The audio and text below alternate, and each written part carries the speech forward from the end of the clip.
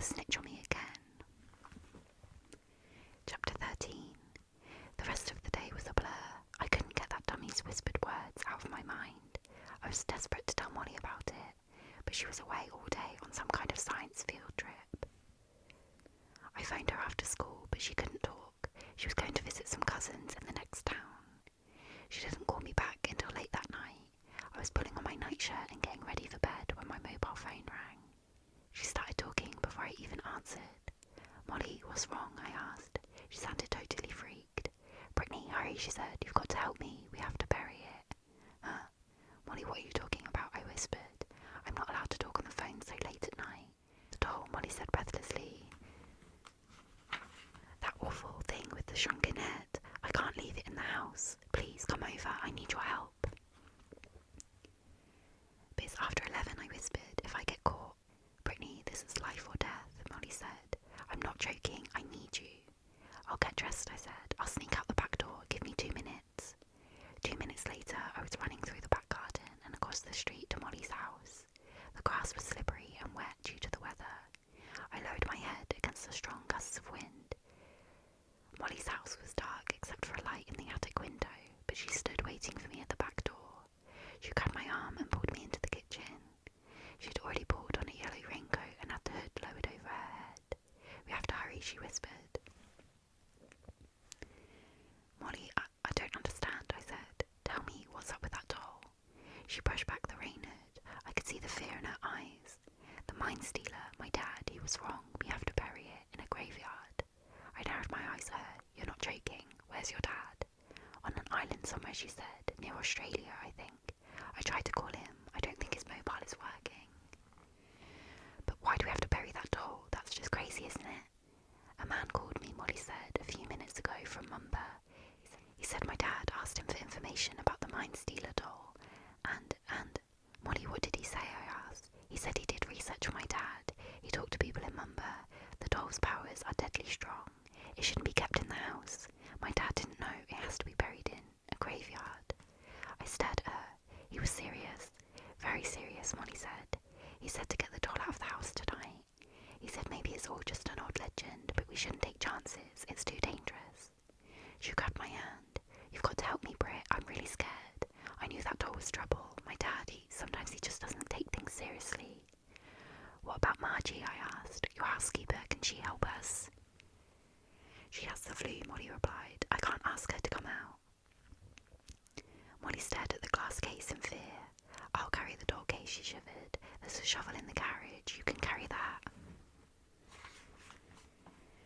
And that's how Molly and I ended up in the little graveyard 3 streets away from our houses. Nearly midnight, the neighbourhood dark, no cars in the street, no moon in the cloud-covered sky, cold raindrops pattering down on us.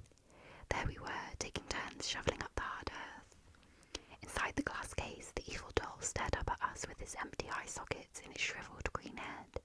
The wind howled, the old gravestones creaked and groaned. Could we get the evil doll buried before it did something horrible to us? Could it get any scarier? Yes. The hole was at least 1 metre deep, almost deep enough. I dug the shovel blade into the earth, and that's when the old gravestone across from me tilted forward. I saw crumbling earth at the bottom of the stone, and then I saw the pale hand reach out from behind it. Too late. I saw it too late to escape its grip. It grabbed me around the ankle, wrapped its cold fingers over my skin, and I let out a shrill scream. "Ethan," I gasped, "what are you doing here?" "Made you scream," he said. He let go of my ankle, then he jumped out from behind the tombstone and did a little dance, laughing like a hyena. Molly gave him a hard shove, and he fell back against an old granite slab. "You brat," she snapped. "You followed us here." He grinned. "You're burying that stupid doll. You're both totally mental." The rain came down harder, drumming the ground. I pretended to strangle Ethan. "I'd like to bury you," I said. "I know what happens at midnight," Ethan says. "You both turn into pumpkins." "This isn't a joke," Molly said angrily. "Get away, Ethan." She shoved him again. "Unless you want to help us, we have to bury this thing. It really does steal minds." Ethan giggled. "You're both out of your minds already." A flash of lightning made the ugly mine stealer doll appear to move. I felt a chill roll down my back. I dug the shovel deep into the hole and scooped out another clump of earth. I think it's deep enough," I said. Ethan watched as Molly and I carefully lifted the glass case. The disgusting little head rolled to one side. The doll's wooden arms bounced against the glass. Into the hole. We lowered it slowly. The glass case felt slippery and wet from the rain. But we set it down in the hole. Then we both frantically shoveled and scooped earth over it. Buried it out of sight, where its evil powers could do no damage. And then the three of us ran for home, battered by the wind and rain. Molly had a smile on her face now. At least she could feel safe again in her own house. But what about me? No way could I feel safe, not with a living dummy turning my life into a horror show. Chapter 14. Mum, please don't make me take Ethan, I begged. Mum bit her bottom lip. Brittany, you have no choice, she said. You promised him, remember? You have to take him. She straightened her hair in the front hall mirror and picked up the car keys. It was nearly 4 the next afternoon. She was ready to drive us to perform at Sunset House, my great-aunt's retirement home. Brittany, do you have all your art supplies packed up? Put them in the boot, she said. She started to the door, but I grabbed her arm. Mum, you're not listening to me, I said. If we take Ethan, something terrible is going to happen. Stop it right now, she said. Go call your cousin. He's upstairs practicing his comedy act. My throat felt tight and dry. I know you don't believe me, I said, but I'm not making this up. Mr. Bad Boy is alive, Mum. He's alive and he's evil. Mum slammed the car keys down on the hallway shelf. She glared at me angrily. Enough, she said. Enough, enough, enough. You're acting like a total baby, Brittany. But Mum, I can prove it, I said. She raised a hand. Enough, enough. Not another word. I mean it. Not another word about that dummy. My breath caught in my throat. I felt so hurt and angry. Mum always believed me before Ethan came to live with us. She always trusted me. She always talked about how grown up I was. And now, she pointed to the stairs. Go get Ethan. Great Aunt Ruth is waiting. I let out a long sigh and started up the stairs. I knew if I brought Ethan and Mr. Bad Boy with me, something terrible would happen. But what could I do? A short while later, Mum pulled the car up the long driveway to Sunset House. We passed by tall hedges and a rolling lawn with beds of red and yellow flowers. People sat in chairs around a bubbling fountain, talking and reading. The house was a tall brick building. The afternoon sunlight reflected off the many windows, making the whole house appear to glow. I pulled my art supplies from the boot and waved to Mum as she drove away. Great Aunt Ruth was waiting for Ethan and me in the front hall. She is almost 85, but she looks a lot younger. She has short, straight black hair, and she wears a lot of makeup and bright red lipstick. Today she wore faded jeans with embroidery on the pockets and a pale blue shirt that tied at the waist. After giving Ethan and me bone-crushing hugs, she began chattering a mile a minute, asking about everyone in the family. A short, plump, grey-haired woman wearing a grey trouser suit stepped up with a smile. Brittany, this is so nice of you, she said. Hi, Mrs. Berman, I said. She's the director of the house. This is my cousin Ethan. He's going to perform with his dummy. How excellent, she said. Come this way. Your audience is waiting for you in the rec room. We followed her down the hall and into the room. Folding chairs had been set up in 3 rows. About 20 people turned when we came in. Most of them were white-haired. 2 were in wheelchairs, and I saw a lot of canes and Zimmer frames. I put down my paint case and started to set up my easel. Ethan took a seat in a corner and plopped Mr. Bad Boy on his lap. This is Ruth's niece, Brittany Crosby, Mrs. Berman announced. She's going to give you all a painting lesson, and then Brittany's cousin Evan is going to put on a puppet show. It's Ethan, Mr. Bad Boy shouted. People began to murmur. A few people laughed. I opened my paint jars and turned to the audience. I know a lot of you like to draw and paint, I said, so I thought. Louder, please, a woman in the front row shouted. So I thought today she's deaf, another woman called out. She won't hear you no matter how loud you shout. A lot of people laughed. Great Aunt Ruth turned in her seat and shushed everyone. I took a deep breath and continued. Since we're in Sunset House, I thought I'd show you how to paint a beautiful sunset with just 2 colours, red and yellow. I picked up the brush and began to mix colours. Maybe she could paint my room, a man in the back row said to the woman next to him. Maybe she could paint my nails, the woman said. They were both shouting. They must have been nearly deaf. I could feel my legs start to shake.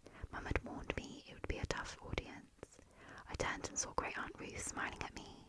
I decided wanted to keep my eyes on her for the rest of the demonstration. What is she painting? I don't get this modern art. Look, she tripped on the floor. I should have worn earplugs, but I hummed to myself to drown them out, and I kept working my brush on the canvas. The sunset painting turned out really well, maybe the best sunset I'd ever done, and when I stepped away from it, everyone cheered and clapped, even the woman who wanted me to paint her nails. Great Aunt Ruth blew me a kiss. I could tell how proud she was. I felt really happy, but then I remembered what was coming next, and my stomach tightened in dread. Here's Ethan, I announced to everyone, with his good friend Mr. Bad Boy. As Ethan passed me, I whispered, "Don't mess up." "I'll try," he whispered back. Why did he look so frightened? Chapter 15. Ethan pulled his folding chair to the front of the room. He sat down and bounced the dummy on his lap. "Which one is Ethan?" a woman whispered loudly. A few people laughed. Ethan cleared his throat and turned to the grinning dummy. "You're going to be a good boy today, aren't you, Mr. Bad Boy?" Mr. Bad Boy shook his head. "No, I'm a bad boy." "Know how I can tell when someone is old?" he asked Ethan. "How?" "By the smell." Mr. Bad Boy tossed back his head and cackled. "That's not funny," Ethan scolded him. "Yeah," Mr. Bad Boy shot back. "That joke stinks, and so do they." A few people gasped. The room grew very quiet. Mr. Bad Boy's jaws clicked up and down. "Ethan, do you know the difference between an old person and roadkill?" "No," Ethan said. "Neither do I," Mr. Bad Boy cried, and laughed his high-pitched laugh again. "That is not allowed," Mrs. Berman shouted from the back of the room. "Ethan, your jokes are insulting people." "Your face is insulting me," Mr. Bad Boy exclaimed. "I've seen pimples that were prettier than you." I shut my eyes. I just wanted to disappear. This couldn't be happening. "I'm a bad boy," Mr. Bad Boy shouted. He turned his head to a woman with curly white hair and bright red lips. "Is that a new skirt?" the dummy asked her. "Or are you wearing your intestines on the outside?" Mrs. Berman stormed towards the front of the room, swinging tight fists at her sides. Her face was as red as my sunset painting. "Ethan, I have to ask you to stop," she said. Ethan jumped up. "I'm really sorry," he said. "Sometimes Mr. Bad Boy acts up, but I know he'll be good now." Mrs. Berman glared at him. "Your jokes are not acceptable." "I promise he'll behave," Ethan said. He shot me a nervous glance. Then he turned back to the audience. "I need a volunteer. Could you come up and talk to Mr. Bad Boy, ma'am? I promise he'll be good. Please come up here." I realised I was holding my breath. What did Ethan plan to do? Or more important, what did Mr. Bad Boy plan to do? Ethan kept pleading with her. So finally, a grey-haired woman in a flowery brown and yellow house dress stood up and slowly walked up beside the grinning dummy. She shook Mr. Bad Boy's hand. "Are you going to be a good boy?" she asked, grinning at Ethan. Mr. Bad Boy's eyes blinked up and down. "I like your dress," he said. "Interesting colours. Or did you spit up your breakfast this morning?" I gasped. Now I knew for sure. I had no doubts at all. The dummy was alive and out of control. The woman laughed. "You're naughty," she said. "Someone should spank you." "I'd like to spank you too," Mr. Bad Boy replied, "but with that face I can't tell which end to spank." I turned and saw Mrs. Berman shaking her head and frowning. "Which colour do you like in Brittany's painting?" Mr. Bad Boy asked the woman. "The red or the yellow?" She studied my painting for a moment. "The red, I guess." And then it all happened so quickly, it was a total blur. I saw the jar of red paint swing up into the air. Was it in Mr. Bad Boy's hand, or did Ethan hold the jar? I couldn't see, but I saw the jar swing high, and I saw the red paint come splashing out.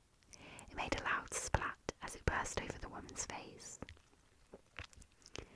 It ran down her cheeks, down her skirt, and puddled on her shoes. Her mouth dropped open in shock. She staggered back, wiping paint from her eyes, but Mr. Bad Boy wasn't finished. Now the yellow paint jar was in the air, and a tidal wave of thick yellow paint splashed over the woman's hair. "I'm a bad boy," Mr. Bad Boy shouted.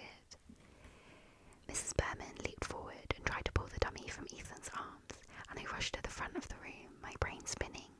I knew I had to do something to help, but I tripped over my easel. The whole thing collapsed under me, and I fell face down on my painting.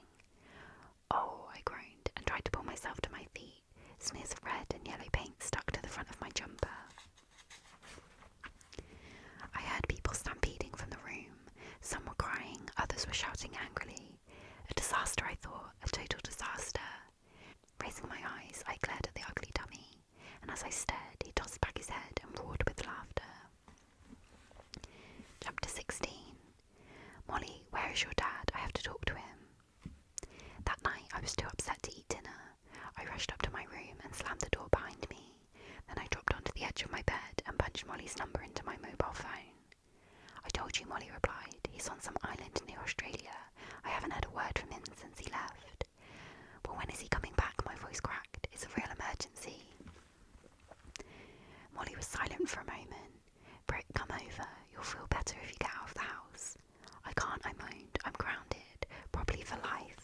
Mrs. Berman at Sunset House. She reported the whole thing to school. I don't believe it, but she blamed me for everything.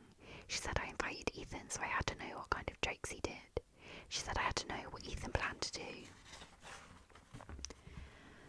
Oh wow, Molly muttered. Bad news. That's totally unfair. Tell me about it, I groaned. Then Mrs. Berman called my mum and told her about it. I'm so in trouble everywhere. I'm not allowed to leave my room at night. And meanwhile, get this. Dad had hockey tickets that he couldn't return, so he took Ethan to the hockey game. It's so not fair. Ethan is a total freak, Molly said. I can't believe he's your cousin. Ethan isn't the problem, I said. It's Mr. Bad Boy. He's alive, Molly. He's evil, and Ethan is too scared to do anything about it. But Britt, Molly, I'm begging you to believe me, I said. No one else will. I'm not even allowed to mention the dummy to my mum or dad, but your dad, he'd believe me. He knows about this stuff, right? Well, Molly said, Dad has done research on ventriloquists' dummies. I know he's collected a lot of magazine articles and papers. Come over, Britt. Sneak out and come over. We can try to find his file. I was totally desperate, so I sneaked out the back door and ran all the way to Molly's house. She greeted me in a pale blue t-shirt and red and white boxers. She had just washed her hair and had a red bath towel wrapped around her head like a turban. We turned on as many lights in the attic as we could, but the room still gave me the creeps, with ugly stuffed creatures and strange dolls staring out at us from the glass cases. I stopped to gaze at the empty shelf that had held the Mind Stealer doll. A shiver rolled down my back as I pictured the graveyard in the rain. Molly pulled me into her dad's library at the far end of the attic. One wall was lined with tall grey filing cabinets. We began poring through the filing drawers, bulging with articles and magazines and photos and research papers about all the weird stuff Mr. Malloy was into. After about 20 minutes of searching, I pulled out a heavy file marked ventriloquism. Molly, check it out, I said. I lugged it to the desk, spread it open, and Molly and I began sifting through all the papers.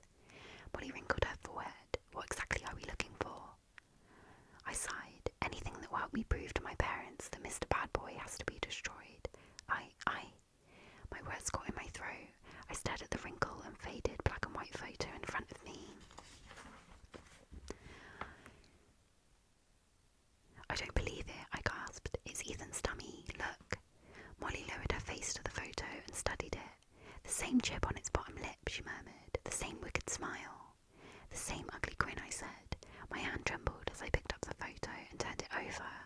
The back was covered in tiny type. I squinted to read it. It says the dummy's real name is Slappy, I told Molly. And I was right. He's totally evil. My heart pounded as I scanned the words. It says Slappy was made by a magician sometime in the late 1800s, I said. An evil sorcerer. The wood he used was cursed. He built the dummy from a stolen coffin. Molly blinked. Oh wow, I wish Dad was here. It says the dummy turns its owners into slaves, I continued.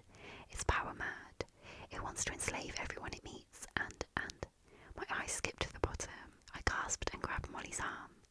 Listen to this, Molly. It has a load of weird words at the bottom of the page. It says say these 6 ancient words to wake him up and to put him to sleep. You're kidding. Molly grabbed the photo from my hands and stared at it. This is excellent, Brittany. What are we waiting for? She handed the photo back to me, then she unwound the towel from her head and began drying her coppery hair. Come on, hurry, Britt, let's do it. Let's shout the words in front of Slappy and put him back to sleep forever. You said Ethan is away at a hockey game, right? As we raced down the attic stairs, I raised the photo and read the ancient words silently one more time. Were my worries over? Would the words put Slappy to sleep?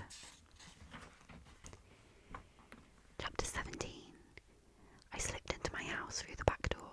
I signalled to Molly to be quiet, then we tiptoed across the kitchen to the front hall.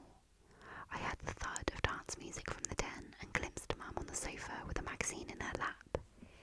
Mum doesn't dance, but she loves disco music, and the louder the better. So she didn't hear Molly and me as we hurried up the stairs and then made our way into the attic. Ethan had left all of the lights on in his room. The place was a mess. He had dirty clothes heaped everywhere, PlayStation game discs and manga comics scattered over the floor, an open bag of crisps on his computer keyboard, empty soda cans and pulled up jeans on his bed. Molly and I stepped through the mess to the far end of the room. Slappy was propped up in the brown leather armchair by the rested on the chair arms. He stared straight ahead. "We know your secret, Slappy," I said. My voice sounded funny, shrill and tight. My chest felt all fluttery. I tapped the dummy's wooden head. "See, I even know your real name." I expected him to move or speak, but he just kept staring at the other wall. Molly dropped down on the edge of Ethan's cluttered bed. I could see she was frightened too. "Don't mess around," she said softly. "Read the words before he does something horrible." I held the photo tightly in both hands to keep them from shaking. "Goodbye forever, Slappy," I said, and then slowly I whispered the ancient words. "Karu, Mari, Adonna, Loma, Molyneux, Corano." Silence. I could hear the blood throbbing in my ears, and then I gasped as the dummy's hand slipped off the chair arms, and he slumped forward until his head rested in his lap. He stayed there, limp and lifeless. I stood waiting and watching, but he didn't move again. Then I spun around and pumped both fists in the air. "We did it, Molly," I cried happily. "We put him to sleep." I expected Molly to jump up and celebrate too, but she didn't move. She stared hard at something on the bed. "Molly, what's your problem?" I cried. "We did it. We're okay now. We put him to sleep."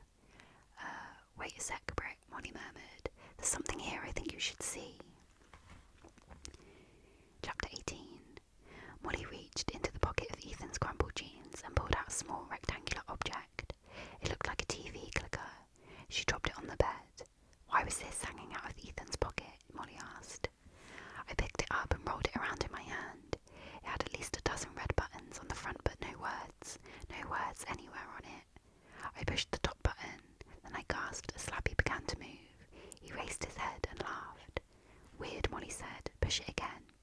I pushed the same button. Slappy raised his head and laughed again. "What's up with this?" I cried. I aimed the clicker at Slappy and pushed another button. "I'm alive," the dummy screamed in its tinny rasp of a voice. "Don't you get it, Brittany? I'm alive." I pushed another button. "Don't ever snitch on me again," the dummy said in a whisper. I pushed it again. "Don't ever snitch on me again." My hand shook as I aimed the controller at Slappy and pushed another button. "I don't like you, Brittany." Ugh! I let out an angry cry and heaved the clicker to the bed. "He did it again," I screamed. "That creep Ethan did it to me again." I grabbed up the jeans and threw them across the floor. I turned over the crisp bag and emptied it on his keyboard. I knew I was totally losing it, but I couldn't control my fury. "You must be some kind of electronics genius," Molly said. "The dummy has a computer chip, right? Ethan recorded all those things it said. He deliberately did it all to scare you." It's so totally mean," I said, fighting back tears. "Ethan spilled the paint on that woman at Sunset House and insulted those people and ripped my poster in half. And he acted so frightened, like he didn't have any control over the dummy. All an act, all a stupid act." I tore at both sides of my hair. "Ah, I knew Ethan was trouble," I said, "but I never dreamed he was so mean and vicious." Molly climbed to her feet. "What are you going to do now?" I let out a long sigh. "I don't know." "Are you going to tell him you know what he did?" Molly demanded. "Are you going to tell your parents? Or are you going to wait a while and get your revenge?" "I don't know," I repeated, my mind spinning. A smile slowly spread across my face. "But I know one thing for sure, Molly. I'm going to get a good night's sleep tonight. No more reason to be scared. I'm never going to worry about that stupid dummy again." I felt a soft tap on my shoulder. I blinked. Another tap. I was having the nicest dream, but it vanished as my eyes opened.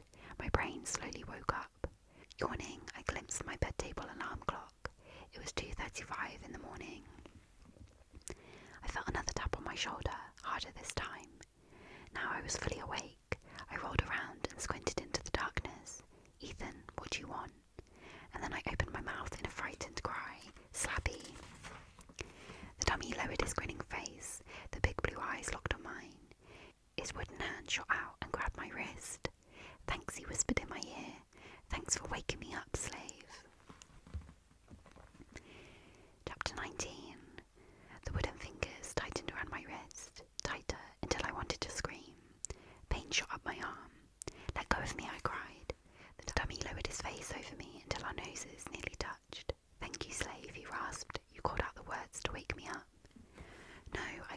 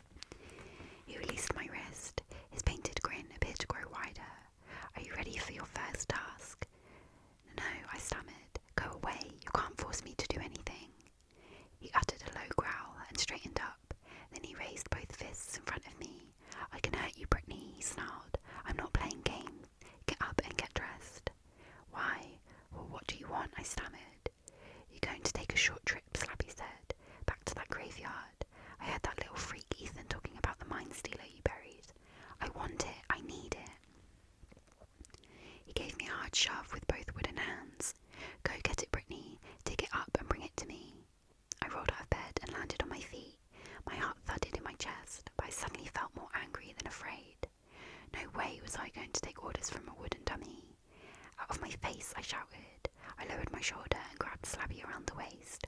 My plan was to lift him off the floor and heave him out of my room. Oh, I uttered a groan as I strained to pull him up. He wouldn't budge. Nice try, Brit, he said. Here, hit me in the stomach. Hit me as hard as you can. He stuck out his skinny stomach and giggled. I took a step back. I tried to remember the 6 ancient words to put him to sleep forever. Think, Brittany, think, I told myself. It was useless. I couldn't remember them. Maybe this was more evil than I could handle, but I wasn't going back to that graveyard. I wasn't going to be his slave. No way. I crossed my arms in front of me. I'm not going back to that graveyard, I said slowly through gritted teeth. He froze there and stared at me for the longest time, long enough for chill after chill to shiver my body. No problem, he whispered finally. Fine with me, Brit. I'll go get it. But when I have that doll, your mind will be the first to be sucked dry. Then you'll be a perfect slave, won't you, my dear? Chapter 20. He spun away from me and started walking out of my room. He walked stiffly, not bending his knees, his shoulders teetering from side to side like a zombie in a horror movie. Frozen in terror, I couldn't move. Clump, clump, clump. I listened to him thump down the stairs. A few seconds later, I heard the front door close behind him. He's really doing it. He's going to the graveyard to get the doll, I realised. I had to stop him. I pottered into the hall, then stopped.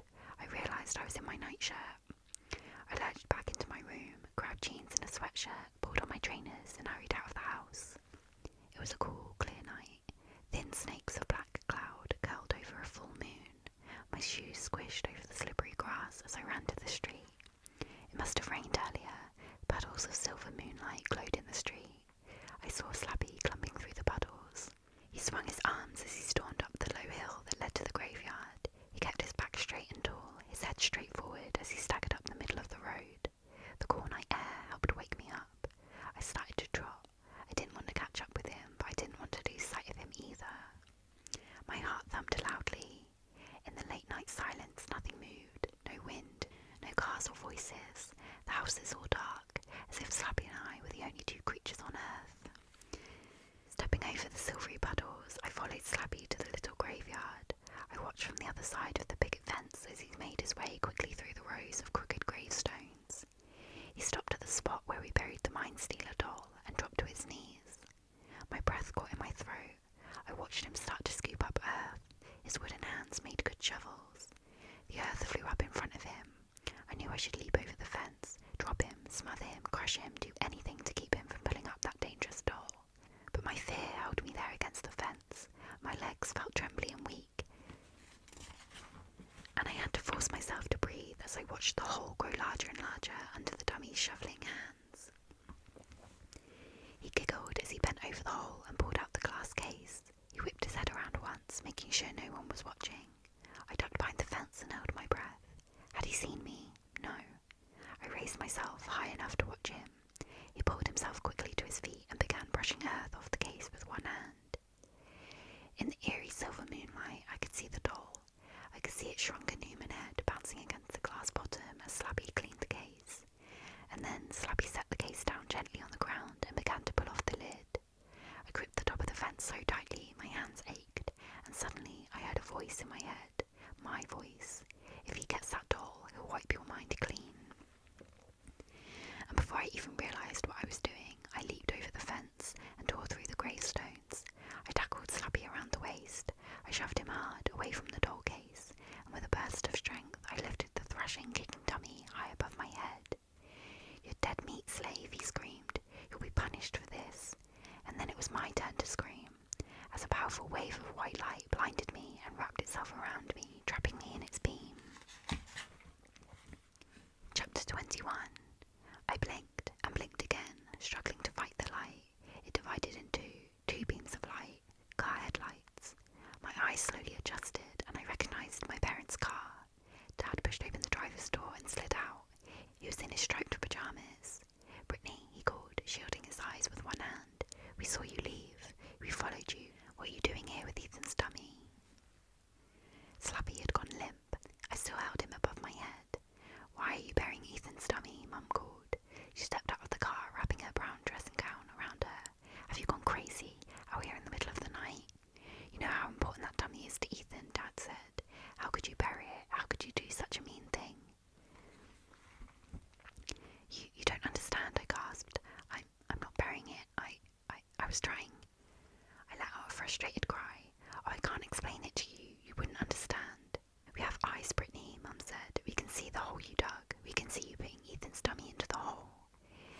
motioned for Mum to be quiet. "It's okay," he said softly. He climbed over the fence and started walking towards me, a step at a time. "It's okay, Britt. Just stay there, sweetie. Don't move. We'll get you to the doctor first thing in the morning. We'll get you the help you need." "Give Dad the dummy, dear," Mum said, "and come get in the car. We'll take care of you. You know we will." Lying limp in my hands, Slappy giggled. "You're a big loser," he whispered. "Guess we're going home together, slave. I'll come back tomorrow for the doll. Then Slappy wins for good." Chapter 22. I couldn't take that. I couldn't let him win. My anger exploded in a scream that echoed off the granite tombstones. No. I knew what I had to do. I jerked Slappy high over my head, and with all my strength heaved him head first into the glass case. I heard a deafening crack as the glass split. I saw the case shatter under the dummy's hard wooden head. Slappy uttered a sharp groan as his face slammed into the doll. Yes, yes. The dummy's head smashed against the shriveled green shrunken head. They were nose to nose. I uttered a cry and staggered back as the doll began to glow. The shrunken head glowed with a white light and the doll began to buzz. Slappy's arms and legs jerked straight out as if struck by lightning. The dummy's body jolted once, twice. Then Slappy collapsed in a lifeless heap on top of the doll case. I waited, waited. Slappy didn't move. The Mind Stealer doll had claimed another victim. I suddenly realised the tears were rolling down my cheeks. My whole body trembled. I took a deep breath and tried to calm myself. "Brittany, what's going on?" Dad asked, stepping up beside me. It's okay," I choked out. "Really, it's all over. No more crazy dummy stories, I promise. It's all over." Mum stepped up beside me and put her arm around my waist. "I hope you're telling the truth," she said. "I am," I insisted. "Here." I gathered up the lifeless dummy and handed it to Dad. "Here, let's take it back to Ethan. Everything will be fine from now on." "Let's get you back home," Mum said. She started to guide me to the car. I took a few steps, then remembered the Mind Stealer. "One more thing I have to do," I said. "Go back to the car. I'll be there in 1 second." I waited till they began walking to the car. The dummy's arms and legs dangled lifelessly as Dad carried it away. I was finally breathing normally. I felt so happy, so relieved. Slappy was gone. His mind was erased. Now I just had to deal with the Mind Stealer doll. I dropped to my knees and stared at it through the cracked lid of the glass case. The dry black lips were curled in a smile. The empty eye sockets had opened wide. I forced myself to look away. Carefully, I lifted the case off the ground and lowered it into the hole. Then I began to shove earth over it, pouring the dirt frantically with both hands. Breathing hard, I scooped earth into the hole until the case was completely buried. Yes, the doll was buried deep under the earth now, hidden where it could do no more harm. I pulled myself to my feet and brushed the earth off the knees of my jeans. My legs were trembling, my heart pounding. I took a deep breath, then I turned and started to walk away. I walked 3 or 4 steps, then I heard the voice, Slappy's voice, an ugly, crackling rasp, dry as dead leaves. Slappy calling to me from inside the buried doll. "I'll be back, Brittany. I'm a bad boy." And Horrorland.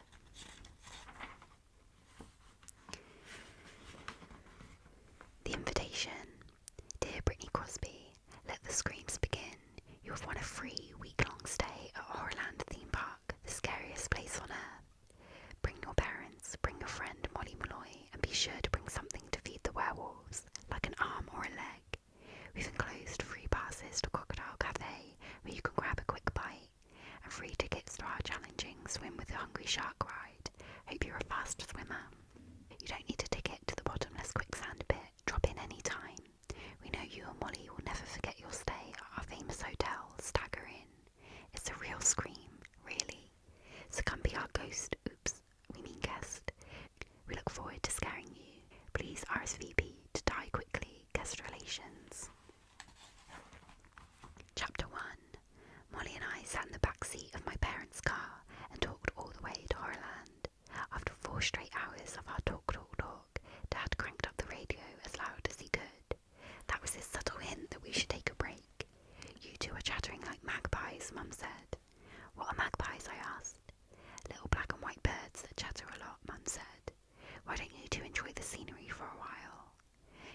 For sure, I said. Molly and I went back to our conversation. We were totally psyched. Our friends Caitlin and Jason went to Horrorland last spring. They told us all about it when they got back. They said it was the coolest place they'd ever been. They have a werewolf petting zoo, Caitlin said. Do you believe it? She laughed. The werewolves looked totally real. It was awesome. Jason liked the rides. He said to be sure to check out the Doom Slide, the world's longest slide. And don't miss Black Lagoon Water Park, he said. You'll love the bottomless canoe ride, and you won't believe Quicksand Beach. Once you start sinking, you'll think you'll never stop. So here we were, on our way to the famous scary theme park, riding through endless farmland, all the windows down because the air conditioner stopped working, talking non-stop. Finally, the park came into view. We drove through the wide open mouth of an enormous purple dragon. It had to be 10 stories high, into the endless car park jammed with cars. Up ahead, I saw a tall green and purple billboard. It said, "Welcome to Horrorland, where nightmares come to life." I slapped Molly a high five. "This is going to be awesome," I cried. "And it's all free," Dad chimed in. "Brittany, what did you do to win free tickets?" I shrugged. "Beats me. I didn't enter a contest or anything. I don't know how I got picked." "They seem to know a lot about us," Molly said. "They knew my name. It's totally weird." "This is one of the biggest theme parks in the world," Dad said. "They do a lot of research on people." We climbed out of the car. The afternoon sun beamed down from a clear, cloudless sky. Large blackbirds circled high overhead. "Are those buzzards?" Mum asked, shielding her eyes with one hand. "Don't buzzards feed on dead things?" Dad laughed. "They're probably animated robots or something. Very clever." He watched the buzzards for a moment, then he opened the boot and started to pull out our bags. I tried to see into the park, but it was surrounded by a tall green fence. Deep, scary organ music poured out of the speakers above our heads. Mum frowned. "That's the kind of music they play at funerals," she murmured. Molly tugged the sleeves of my t-shirt. "Hear those kids screaming?" she asked. She suddenly looked frightened. "Yes, I heard loud screams on the other side of the fence. Sounds like they're on a roller coaster or something," I told her. "Remember, Jason said the rides here are incredible." Dad pulled out his new digital camera and snapped some pictures of the park entrance and the big welcome sign. Then we carried our bags down the long row of cars. I spotted a ticket booth next to the wide iron front gate. It looked like a little castle and was green and purple like everything else at Horrorland. Molly laughed. "Check out that sign." She pointed to the fence beside the ticket booth. The sign read, "You must be this tall to enter," and the arrow was only 1 metre off the ground. Dad pulled out his camera and clicked a photo of it. "Looks like fun," Mum said. "It'll be like living inside a horror movie for a week." We lined our bags up on the walk and stepped up to the ticket window. "No one in there." "That's weird," Dad said. "Maybe this booth is closed." "It can't be," I said. "Look around. It's the only ticket booth." "Be patient," Mum said. "Someone will come." So we waited and waited some more, with the hot sun broiling us, sweat making the back of my neck prickle, listening to the screams inside and watching the fat buzzards swoop low overhead. "Something's wrong," Dad muttered. "If this is the only ticket booth, I think." He never finished his sentence. Suddenly, a hideous horned creature, purple and green with pointed fangs and giant curled claws, leaped out through the ticket window. With a low, nasty growl, it wrapped its claws around my throat, and I started to scream. Chapter 2. "Sorry," the creature said. He let go of my throat and patted my shoulder gently. "Just doing my job, you know." He had a British accent. We all laughed. My heart was still pounding, but I didn't want to let on that he had scared me. He climbed back into the ticket booth and poked his head out of the opening. His long horns scraped the sides of the booth. "I'm a horror," he said. "We're the park workers, you know, the guides. It's not a bad job. I have paid holidays and I get to eat any small children I can catch." We all laughed. On the other side of the fence, I heard snarling animal sounds. The snarls turned to a roar, and then I heard people running and screaming their heads off. The horror shook his head. "Sounds like one of the creatures escaped Werewolf Village," he said. "That happens from time to time. It can be very messy." Molly and I exchanged glances. I wish Molly would lighten up. She looked so tense. She had to know this was all a joke. "We have a special invitation," Dad said. He pulled the letter from his wallet and handed it to the horror. The horror pretended to eat it, then he pulled it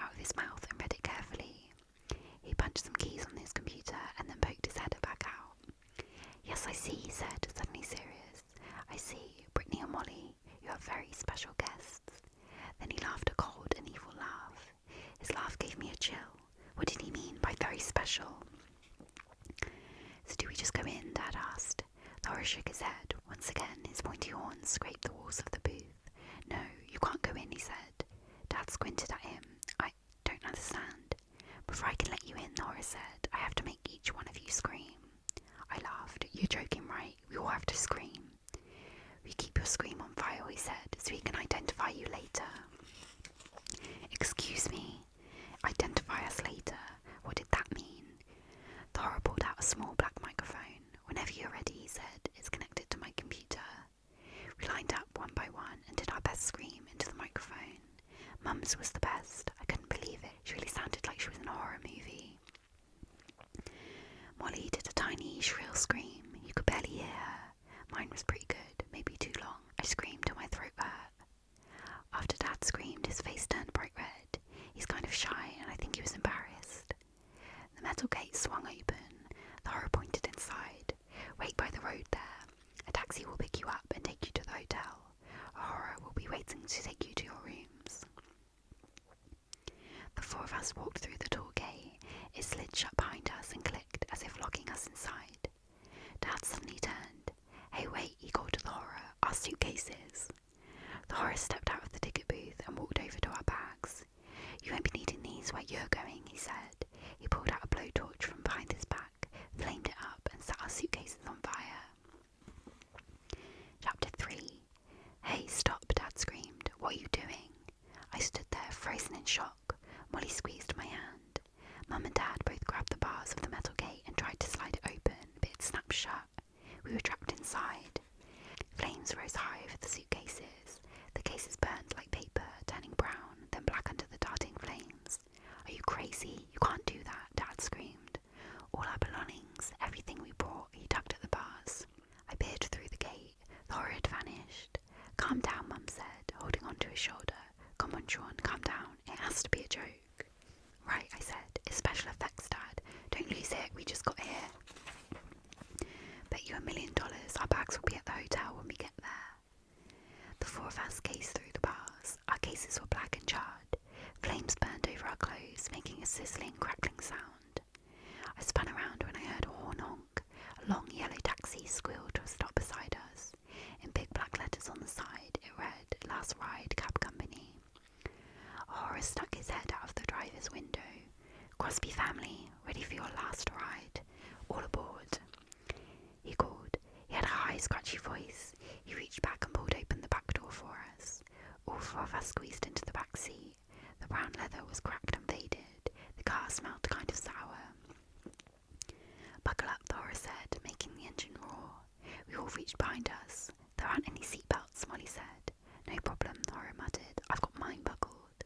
Is it a long ride? Dad asked. I know a shortcut, he said. The taxi lurched forward. Molly grabbed my arm. As we picked up speed, I stared out at the park. It rolled by so fast, it was mostly a blur of bright colours and faces. I saw some kids running from a giant, roaring gorilla, and we passed under a ride where kids were sitting on huge bats, their wings flapping as they circled the sky. A red and black sign on the front of a very tall building read, Vampire State Building, Blood Donors Welcome. Across the road, I glimpsed a tiny shack with a sign out front, Worm and Bait Shop, all you can eat. We passed a crowded outdoor theatre. Outside, a sign read, TV's hit show, Dancing with the Squids. Squinting out the window, I saw 3 kids on stage wrestling with giant squids twice their size.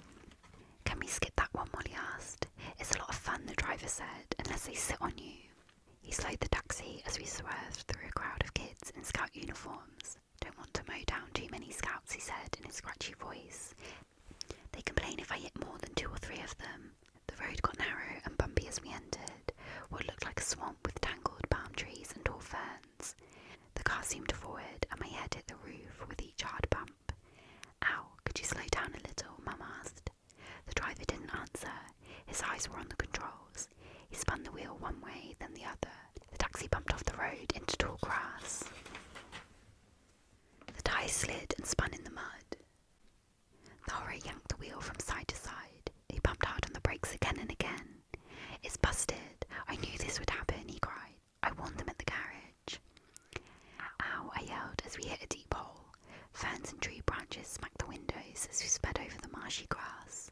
This is no joke, the horror cried. Look, he spun the wheel completely around. What's wrong? Dad cried. The steering and the brakes are out, the horror said. I can't control this thing. He bumped over something hard. The car jerked up, then down again. We picked up speed. It was all a green blur outside the window. This isn't part of the deal, the horror said. They promised they'd fix it. He bumped the brakes a few more times, but the car roared ahead. I'm really sorry, folks. This never happened before, he said. I'm really sorry to do this. I cried out as he shoved open his door. He let go of the steering wheel, turned his body, and screaming his head off, dived from the car. I saw him tumble through the tall grass. His open car door scraped against thick vines and tree limbs as we roared past.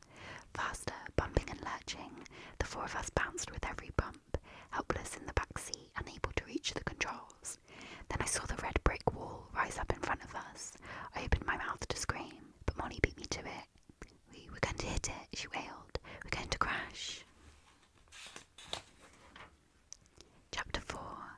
Yeah, all four of us screamed in horror as the brick wall rose up in front of us. The taxi squealed to a sudden stop. My head bumped the car roof again. I looked down and saw I was squeezing Molly's hand. Our doors popped open. No one moved. I sat there shaking, struggling to catch my breath. The driver came trotting up to us. He reached in, took my arm, and helped pull me from the car. Hope you enjoyed the ride, he said. His yellow eyes twinkled. I gasped. Enjoy. He reached in to help Molly out too. Mum and Dad scrambled out the other door, shaking their heads, massaging their shoulders, and blinking hard. One of these days I've got to get a driver's license, Dora said. This happens to me every trip. He pointed to the ground, and we all saw the metal tracks under the taxi tyres. The car isn't real, it runs on tracks, I said. The horror nodded. You got that right. I don't really drive it. He rubbed his shoulder. The hardest part of my job is diving out of a speeding car 20 times a day. He shut all the doors, then climbed back behind the wheel. Follow the path to your hotel, he shouted, and if you need a ride, you know who to call. Then the car turned around and rolled away.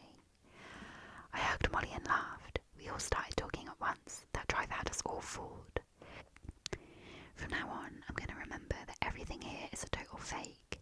Famous last words. Yes, you got that right. Chapter 5. We followed the path and found ourselves in a wide, round plaza. Crowds of kids and families walked around the big circle, visiting the shops, food carts, arcades and rides. A green and purple horror stood on a platform juggling 3 skulls. Are they real? A little girl asked. The horror held one up. Yeah, this is my Uncle Tony. Everyone laughed. An arrow sign read Haunted Theatre. Another sign pointed to Goodbye Land. Make it your last stop on Earth. Next to it, a green and purple sign read Welcome to Zombie Plaza. We hope you shop till you drop. This is awesome, I declared. What should we do first? First, we should check in, Dad said. He shielded his eyes with one hand. Where is that guide to take us to the hotel? Why do we have to check in right away? Mum asked. Let's have some fun first. Yeah, fun, I agreed. I vote for fun first. Me too, Molly said. Dad shrugged. Okay, I just want to see if our bags arrived safely. If you haven't guessed it, let me tell you, my dad is a total warrior, even on holiday, especially on holiday. Mum wiped her forehead. That crazy taxi ride made my throat so dry. Can we get some ice cream? She pointed to the green and purple car across the plaza. We dodged 3 teenagers chasing one another with long swords and trotted over to it. It wasn't an ice cream cart. The sign read Frozen Eyeballs on a Stick. Yuck, Molly groaned. A horror in a stained yellow apron leaned on the cart with an ice cream scoop in one hand. Do you want plain or bloodshot? He asked. We ordered 4 plain, and they tasted a lot like vanilla ice cream. As we licked our eyeballs, we walked around Zombie Plaza. Dad, do you have a token? I asked. I pulled him over to an old-fashioned looking fortune teller's booth. Madame Doom sees all. The sign announced. Behind the glass sat a wooden dummy of an old woman in a red velvet dress and a matching turban. Dad handed me a shiny Horrorland token and I dropped it in the slot. I love these things, I said. I watched Madame Doom creak to life. Her wooden hand slowly moved over a stack of little cards and pushed one out at me. What does it say? Molly asked, bumping up beside me. What's your future? I gazed at the card, blank.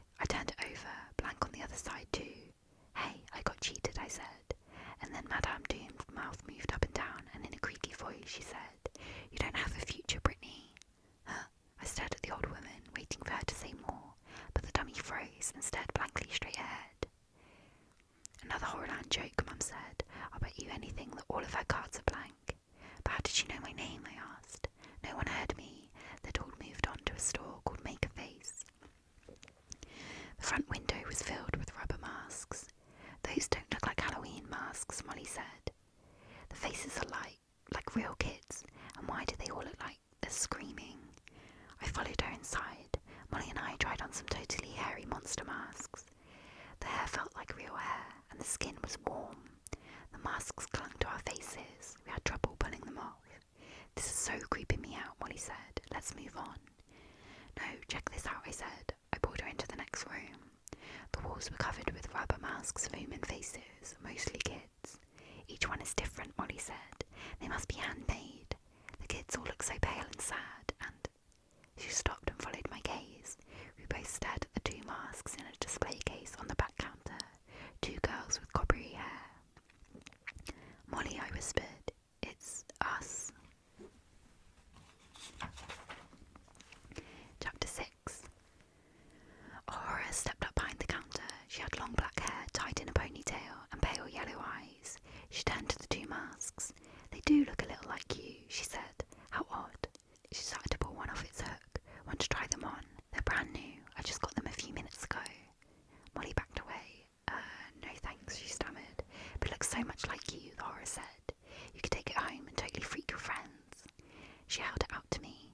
Try it on, Brittany. Once it's on, you won't want to take it off. Well, girls, we have to go, Dad said, stepping up behind us. I really think we should check into the hotel. Molly and I turned and started to follow Mum and Dad out of the store.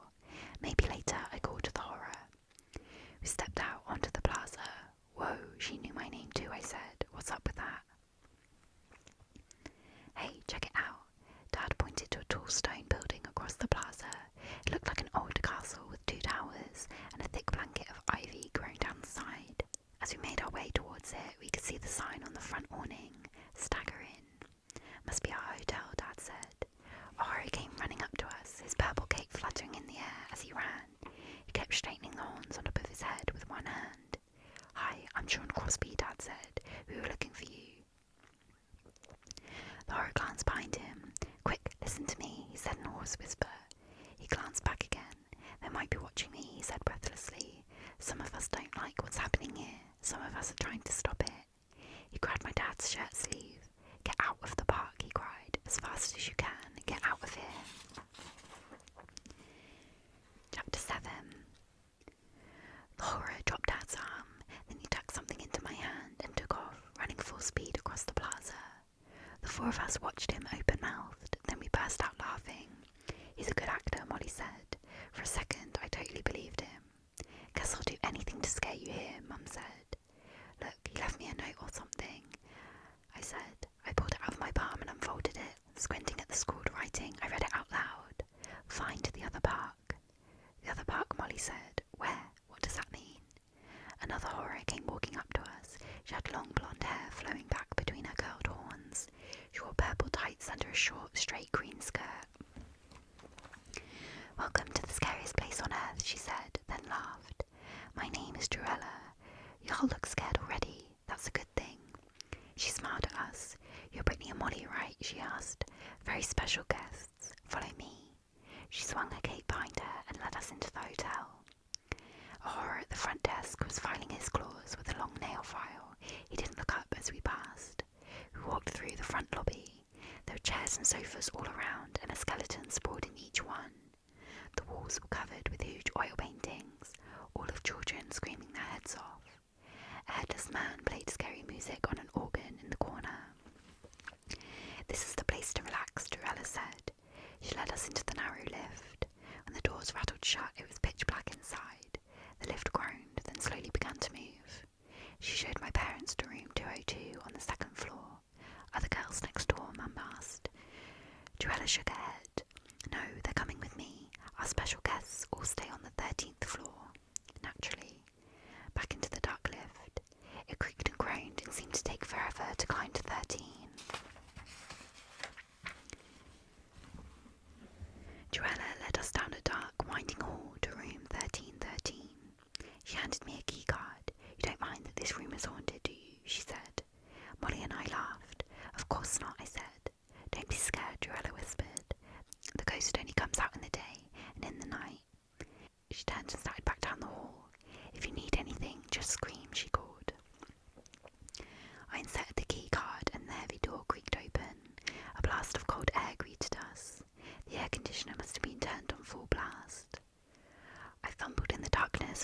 switch and clicked on the lights. Wow, check it out, it's totally awesome, Molly cried. Look at that enormous flat screen TV. The room was almost as big as my house.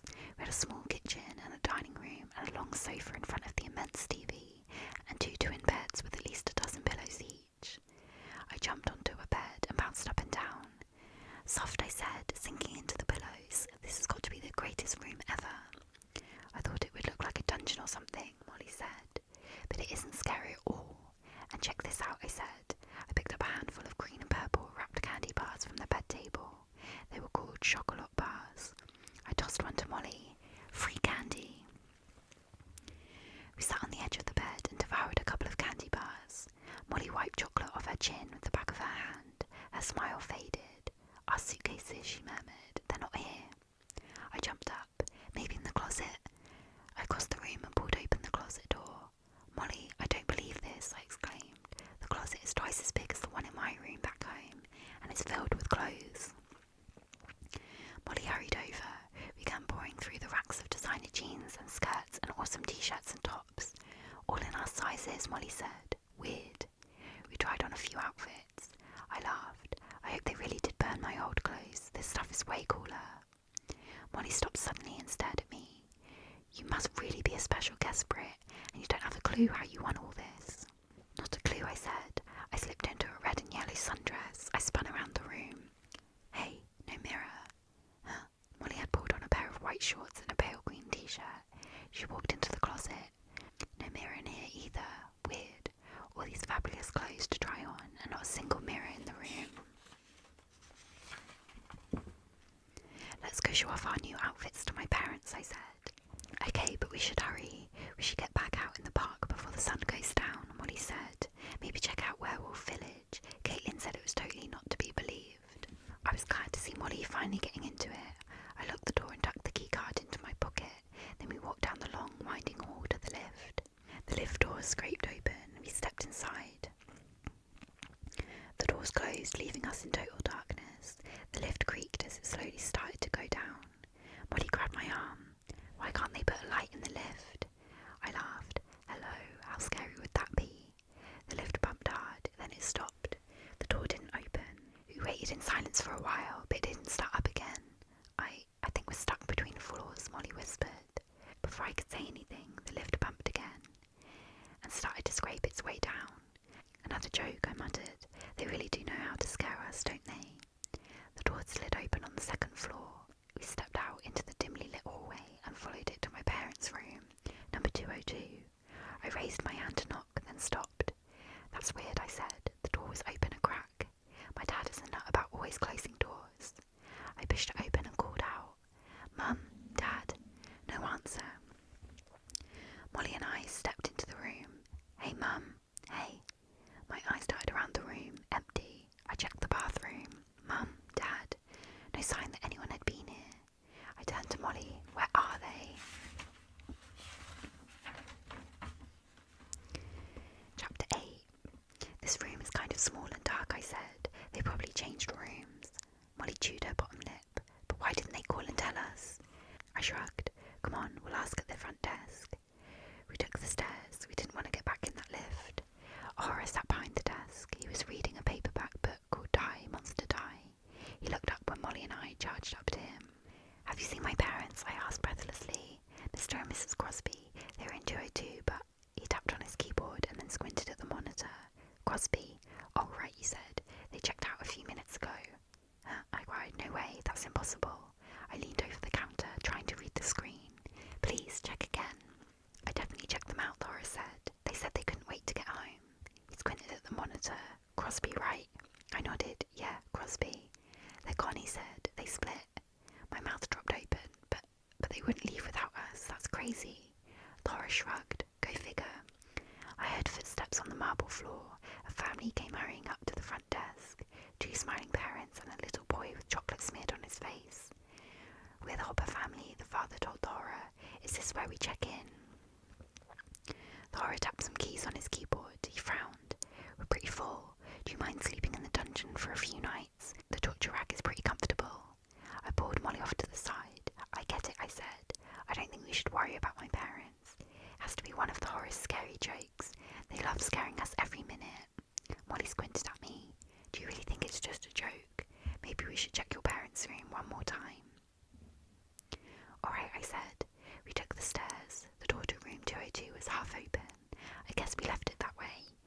pushed it open all the way and we stepped inside. I kind of expected Mum and Dad to be there this time, but the room was still empty. I started to look around. Something on the floor caught my eye. I picked it up and examined it. A camera, Molly said. My dad's digital camera, I murmured, turning it in my hands. It's still on. Your dad wouldn't leave without his camera, Molly said. She bit her bottom lip. I could see she was really tense. Maybe he left it here for us, Molly said. Maybe he took a picture with it, as a clue to let us know where they went.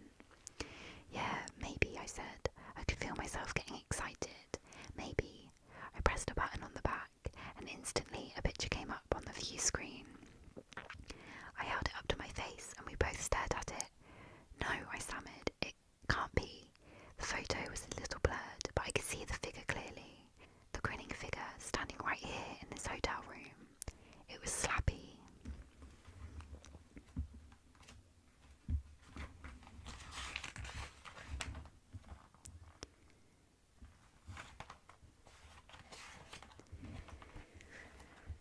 So that's the end of the first book in the Goosebumps Horrorland